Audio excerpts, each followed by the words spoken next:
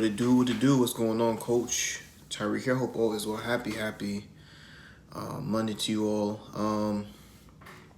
As always, late night talks about tumbling. Or it could be about something else that you want to talk about, but as always, late night talks. If you have any questions, please drop it down below. It can be something that's from a forward roll, backwards roll, front walkover, back walkover, cartwheels, round off, round handsprings, standing handsprings, standing doubles, standing tucks, standing three, like a connecting pass, like a cartwheel, back walkover, something as basic as that. Round handspring tucks, round handspring pikes, round handspring layouts, round handspring fulls, round handspring doubles. To the tucks, to the layouts, to the doubles, things like those. Standing fulls, like your questions can be about any skill or any tumbling pass. And yeah, just pretty much going from there.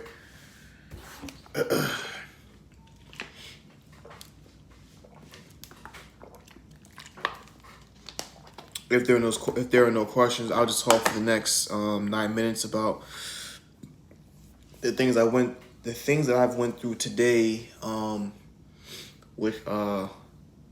With after that I dealt with today. Yeah. Once again, Q&As. Any questions? Just drop it down below, and I'm always here to answer. Always here. Every night.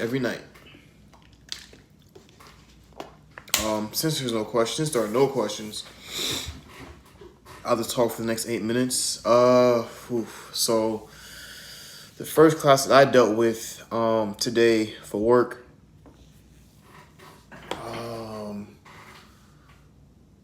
I would say that from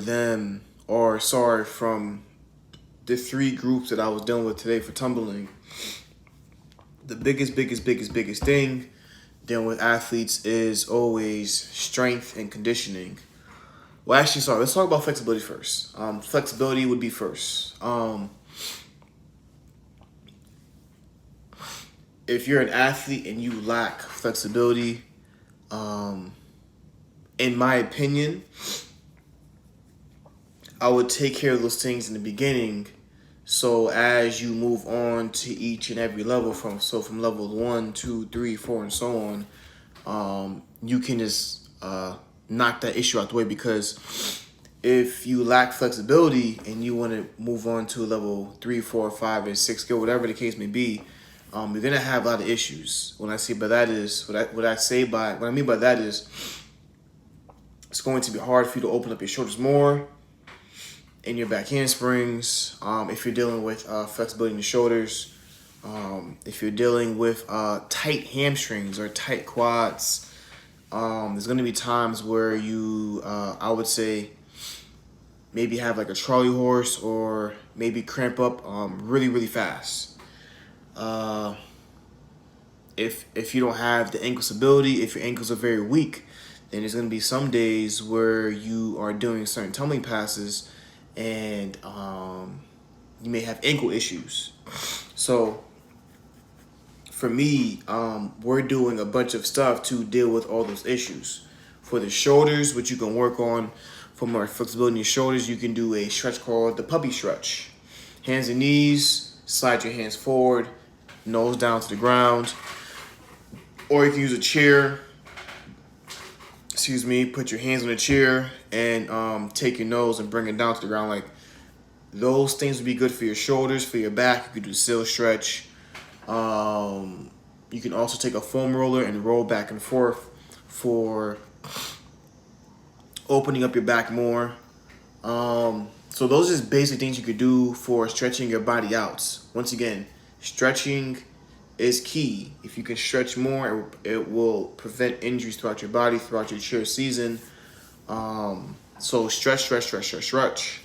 In terms of strength conditioning, I always have my athletes do that as well, because it's one thing to do a skill, it's one thing to do the drills, but at the same time, you have to get these skills on a spring floor or a dead mat, depending on what you compete on.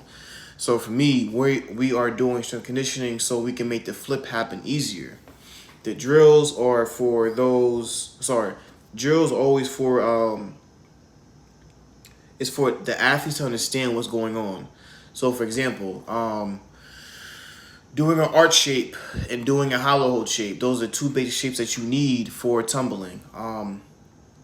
Aside from that, if you're doing drills for your back handspring, doing drills for your back walkover, those are things that you need so your body can understand it more as you're doing the back walkover or doing your back handspring. Now, the strength and conditioning comes into play because our body is only strong enough to do these skills on the floor. But if we can work on strengthening our shoulders more, strengthening our quads and hammies, our glutes and things like those, it will help the skill. It'll be more cleaner. One and two, as I said before, we're working on preventing the injuries. If you have any questions, drop it down below. If not, I'm going to continue to talk about the things that I see in athletes and the things that I witness or deal with throughout the week. So if you can work more on your strength conditioning, it will help with the legs apart in your back handspring. It will also help with the bent arms in your handspring. For those who are in the cheer world, if you can work on your back walkover, it will clean up your back handspring. The little things like the bent legs. Like if your legs are bent in a back walkover, then there's a possibility of your legs being bent in a back handspring. If your arms are bent in a back walkover, then there's a possibility of your arms being bent in the back hand. So these skills, they just connect. If you're not fully pushing through your toes in a back handspring, then it's going to be hard for you to understand to fully push through your toes in a round off handspring. If your legs are bent in a cartwheel, if you're not pointing your toes in your cartwheel, then you won't be able to. Then there's a possibility, like I said before, then you will be doing the same thing in round off. So we all want to get as much skills as possible. We all want to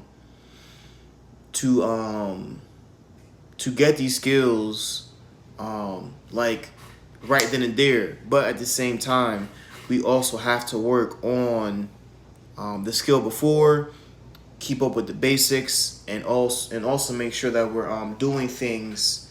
We're warming up our body in a certain way so we can avoid the injuries and avoid the minor mistakes throughout our tumbling, either passes or skills.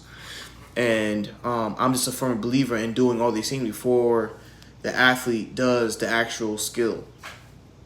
So for the bent legs, we're doing calf raises, calf rocks, pointing and flexing our toes, single leg calf raises, like things like those. With all those things, just working on building up our leg strength. The leg strength, also building up the bent legs, also building on working on activating those muscles. If we can work on activating those muscles, it will help with the bent legs throughout the level 1 skills and level 2 skills.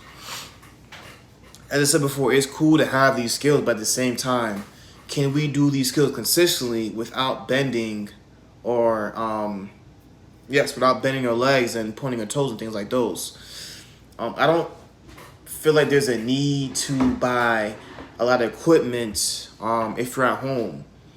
I believe that if you can do the homework that the coaches give to you in your gym and work on strengthening your body more and stretching and things like those, then you don't have to buy 6 or 7 panel mats or air track or things like those. Unless you are working on new skills, or I guess reps, those would be good as well. But for me, or for my athletes, if you can work on these things every day where it becomes natural, then you'll be in a really, really good point or a really, really good spot. But that's all for today. Talked about flexibility, talked about strength conditioning, talked about eliminating the issues with your tumbling. So if you are on level 1 or level 2, working on how to use your body more, working on the flexibility for level 1, and then working on for level 2, we're working on strength and conditioning. So we can clean up the bent legs and clean up the bent arms and just minor things. But that's it for late night talks about tumbling. I will see you all tomorrow night. And yeah, have a nice night. Bye-bye.